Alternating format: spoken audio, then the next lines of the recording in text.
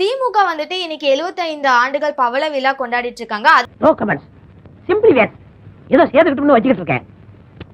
அதே நேரத்துல இன்னொரு பக்கம் வந்துட்டு சோசியல் மீடியால திமுக 75 ஆண்டுகள் சோதனைகள் அப்படின்னு சொல்லிட்டு போட்டிருக்காங்க.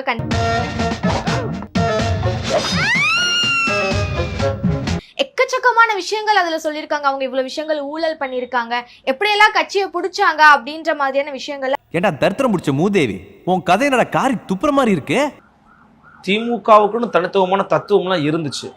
திமுக மேல அன்றைய காலத்துல இருந்த பார்வை என்னன்னா எல்லாத்தையும் எதிர்க்கிறான் அவன்.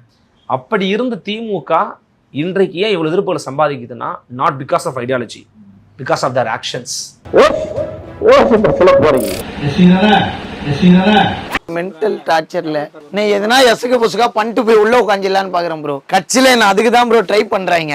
இவனுங்க குடுக்கிற பிரஷர்ல நல்லவனே கெட்டவன் ஆயிடுவான். கொள்கை சார்ந்த அரசியலிருந்து பின்வாங்கியது, வாரிசு அரசியலையும் ஊழலையும் முகாமையான தத்துவங்களாக முன்வைத்துக் கொண்டது. காசு பணம் கொட்டு மணி மணி காசு பணம் சொந்த முயற்சியில முன்னுக்கு வரணும்னு துடிச்சுக்கிட்டு இருக்கிற ஒரு கொள்கை வீரன் கூறு கட்டவெல்லாம் கொள்கையை பத்தி பேசுறாங்க. நாடே அமைச்சர் எடுத்து போச்சு. டாஸ்மாக் மதுபான கடையில 10 ரூபாய்க்கு மேல வித்துதான் இந்த ஆட்சியை நடத்தணும் அப்படிங்கிற அவல நிலையில இந்த தமிழ்நாட்டை வச்சிருக்கிறது தான் திமுக 75 ஆண்டுகால பவள விழா சாதனையா.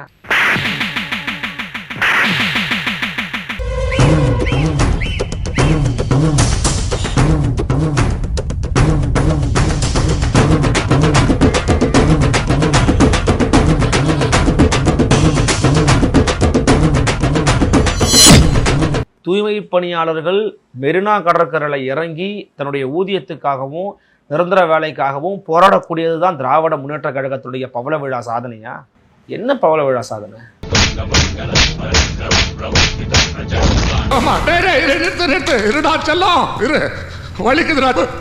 உண்மையிலேயே பவள விழா சாதனை அப்படிங்கிறது தமிழ்நாட்டை எந்நேரம் நீங்க எப்படி மாத்தி இருக்கணும்?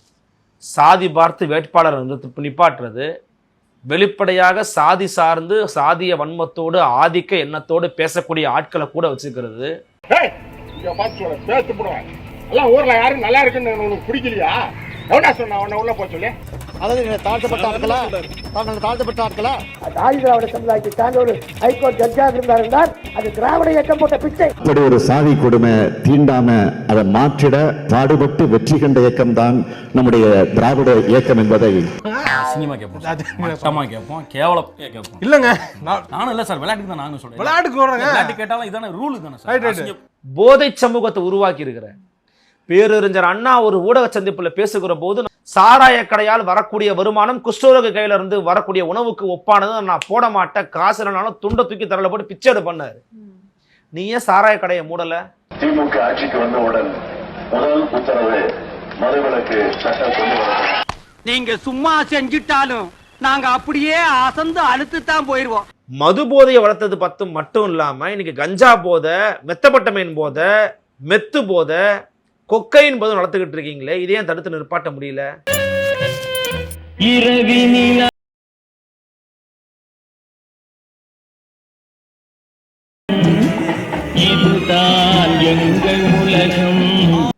ஐயா இந்த சாராய கடையெல்லாம் மூடுங்கய்யா, எங்க தாலி அறுக்கிறானுங்கய்யா, மூடுங்கய்யான்னு சொல்லும் போது நாங்க 16ல சொன்னோமே ஓட்டு போட்டீங்களான்னு கேட்டவர் தான் இன்றைய துணை முதலமைச்சர் ஐயா உதயநிதி ஸ்டாலின் அவர்கள்.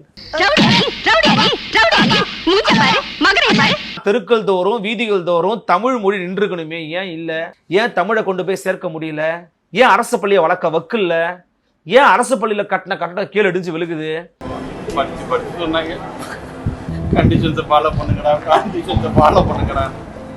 இவ்வளவு தூரம் நான் பேசணுன்னு இதெல்லாம் ஒழிக்கிறது தானே திமுக கொள்கை. ஏதாவது ஒண்ணு ஒழிஞ்சிருக்காமா நீ சொல்லுமா? இது எந்த சாதனையும் செய்யாம நீ என்ன மனசாட்சியோட நீ 75 ஆண்டுகள் சாதனை பண்ணிட்ட? நீ என்ன செஞ்சிருக்கிற? நீ அப்ப எதுவுமே பண்ண மாட்டீங்களா? அது ஏன் இப்ப வரைக்கும் தமிழ்நாட்டினுடைய கோயில்கள்ல தமிழ் இல்ல? இப்ப வரைக்கும் அந்த கோயிலுக்குள்ள போனா என்னைய வெளியில போய் இந்த நம்பருக்கு எடுத்து போன் பண்ணி தமிழ்ல வர அச்சவரை கூப்பிட்டுக்கிறான்னு என்னைய பார்த்து கேவலமா இழிவா பாக்குறான். அதை நீக்க துப்புல்ல, துப்புகட்ட அரசு, துப்புகட்ட அமைச்சர் இருக்கிறாரு. நீங்க சாதனையை பத்தி பேசுறீங்கல்ல? அறநிலையத்துறை நம்ம வேளாமாமா தானே, நானே கூப்பிடுறேன்.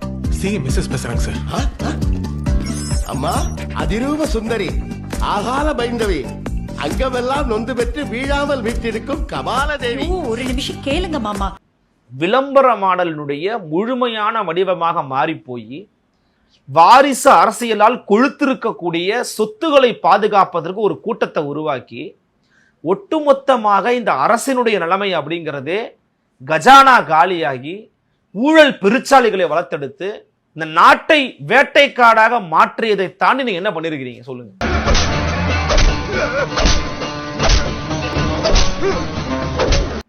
ஆட்சியில 4.5 வருஷம் இருந்திருக்கிறீங்க. இந்த 5 திட்டங்களை தாண்டி வேற திட்டங்களை சொல்ல முடியல.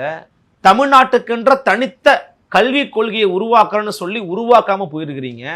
இது எதிலையுமே எனக்கான மாற்றத்தை அல்லது நீங்கள் கூறக்கூடிய திராவிடத்தின் கூறுகளை பார்க்காத எனக்கு பவள விழா ஒரு கேடா? நீ கேட்ட ஒவ்வொரு கேள்வி என்ன செருப்பால் அடிச்ச மாதிரி இருக்குடா. மாதிரி இல்ல, உண்மையிலே செருப்பால தான் அடிச்சேன். அண்ணா பேசியது பாட்டாளிகளுக்கான திராவிடம்.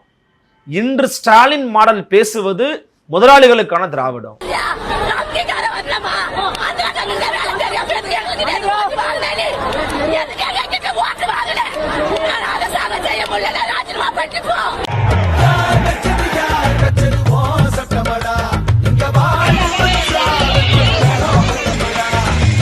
அப்போ அடிப்படையில் கல்வி, வேலைவாய்ப்பு, மொழி வளம், மண் வளம் இவ எல்லாவற்றையும் தாண்டி பாதுகாப்பு, இவற்றில் இன்னுமே நாம முழுமை அடையாத போது பவள விழா ஒரு கேடா?